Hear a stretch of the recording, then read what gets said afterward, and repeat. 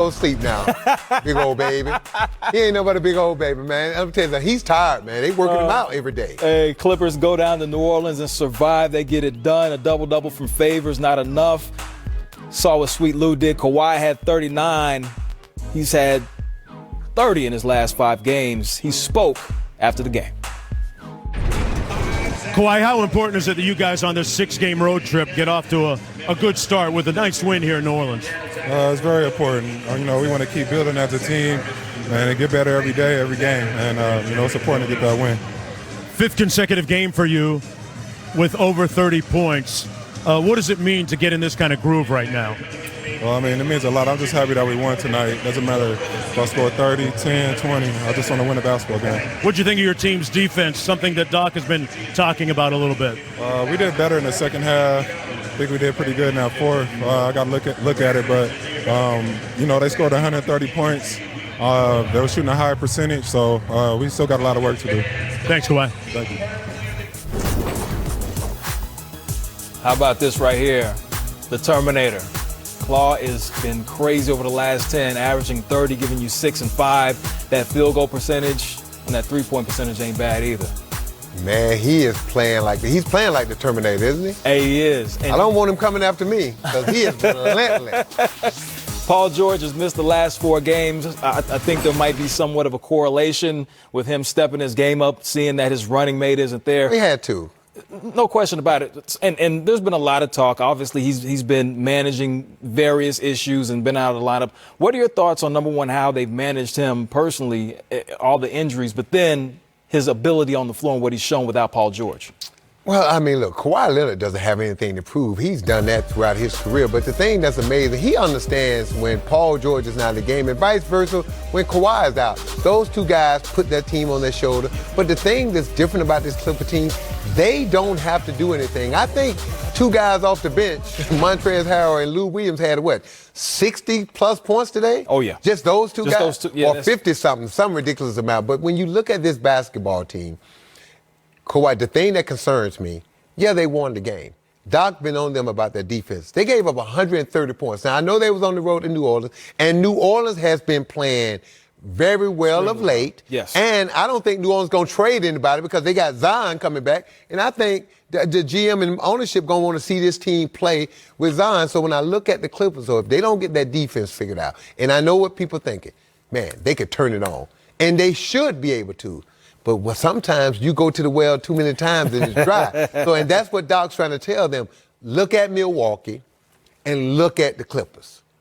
The Milwaukee Bucks would have came in there and destroyed that team, just put them away. The Clippers gave up 130-something points, and it went down to the last second of the game. Yeah, you won the game, but if you're a championship caliber team, why are you playing all these close games with sub-500 teams? That's crazy. I want to say the Clippers are the only team in the NBA that has 4 players averaging over 20 points per game right now. And they leave a lot of teams in the games and give them opportunities. Which is amazing, the way they can score. But think about it. Kawhi, potential first-team all-defense. Paul George. Yeah. Patrick Beverley. Beverley as well. Dude. 3 of the best perimeter defenders in the game. And that's why Doc is scratching his head. You see, he's like me. He's spraying that stuff up there to keep it thin, to keep it thick looking. But that's why Doc is losing his hair, because he's sitting there saying, I have 3 of the top 20 defensive players and 2 of the top 10 on my team, and we're giving up 130 points? Interesting. Not working. Hey, so let's shift the conversation. We all know that Zion is about to make his return, but we know the Pelicans can score in bunches. We've seen what they've been able to do. They had a lot of injuries at one point, but now it seems like everybody's getting healthy. Brandon Ingram has been absolutely on fire. Once Zion comes back, he's going to be a magnet. Me and you sat here during the preseason and watched what he was able to do. 72% from the field, baby. So is that going to potentially help or hurt the Pelicans right now, seeing how they've been rolling offensively? It may, I'm not going to say hurt, it may stagger them a little bit. It may put them into a little lull for a minute. But this is the thing about him. When he gets out on the court and he realizes what he can and can't do, on those moments where he doesn't have the energy to push himself, he's going to do this. He's going to be the facilitator. That's the thing about him that people don't understand. I coached this kid for 2 summers. He is a great passer and a willing passer. He's almost like LeBron and Giannis. They know they can score at will. They know they can shoot a high percentage. But it's something in their mind when they make a move and they see their teammate open, they just give it up. And that's the thing about him. He will give the rock up. He will attract the attention, and he will keep that ball moving. Now, we've seen the theme in this NBA season is tandems. We know about Kawhi and Paul George, and then you got Russ and the Brody in Houston, and, of course, LeBron and AD. But when you put Zion and Brandon Ingram together, them specifically. Lonzo Ball.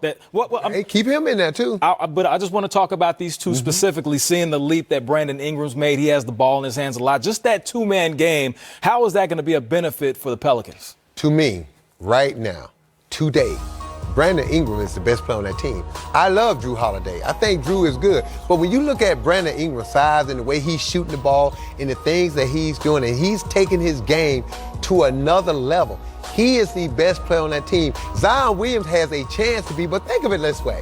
What does it really matter? If Zion Williams and Brandon Ingram and Lonzo Ball all start maturing at the same time, and a Drew Holiday and a J.J. Redick and a Derek Favors, look at the talent they have. Once they get healthy, I really believe they want to sit back and first, Zion's got to get in shape. He hadn't played all year. So it's going to take him 25 games to play himself into shape, because once he starts playing, bro, other than riding the bike and doing things like that, you're not going to want him out there running a lot because he's playing NBA basketball games. Last question real quick, yes or no, can they make the playoffs? They're not complete. They got to punch his chance once he get ready. Okay, all right. I give him a punch his chance. About 3.5 games out right now, so there's a shot. Look, can I get me a win? Come on. Hey, go ahead. Let me find somebody who's feeble and can't fight. Come on. Oh, there you go. Coach always ready to get his fight on.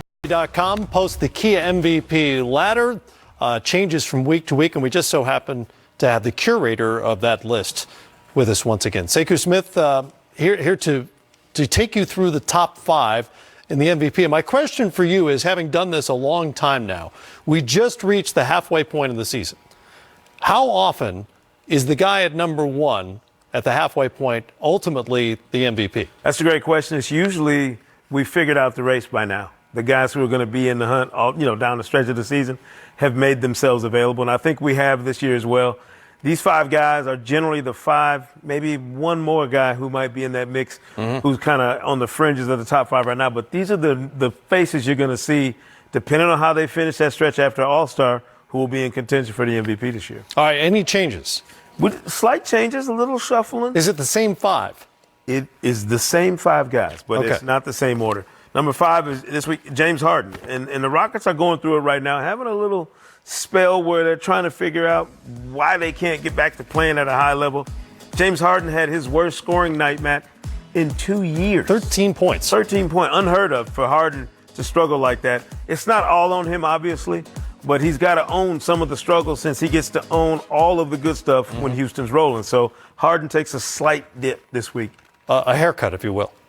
He has, if not a beard trim, a he's haircut. done a little different with the braids and put him in a new light. Nothing wrong with that. And I appreciate him for not being one of these guys who's upset about where he slides or where he fits on the ladder every week. Jimmy Butler, though, this is a guy to me who's getting a boost for his team's performance this year. He's not on this list because he's got outlandish stats. There are guys on this list, Harden included, who are just playing at a level in terms of what they're doing specifically that we haven't seen, averaging all those points. Jimmy Butler is on this list because he's impacting winning at a level that very few guys are for their team. You look at what Miami was before he got there. Now you get them there. They're unbeatable at home, basically, and every bit in the mix for a home court, spot in the Eastern Conference playoff chase. Yeah, it's a good example of context mattering in this MVP race, and I bet you hear from a lot of folks who say, Jimmy Butler, he only averages blah, His blah, blah. numbers don't look right. Exactly. Like they look at somebody's numbers and assume, and I think we often do this, people look at somebody's offensive numbers and assume that dictates whether or not you're a really great player. That's only part of the game. I also assume they're using that voice when they complain to you.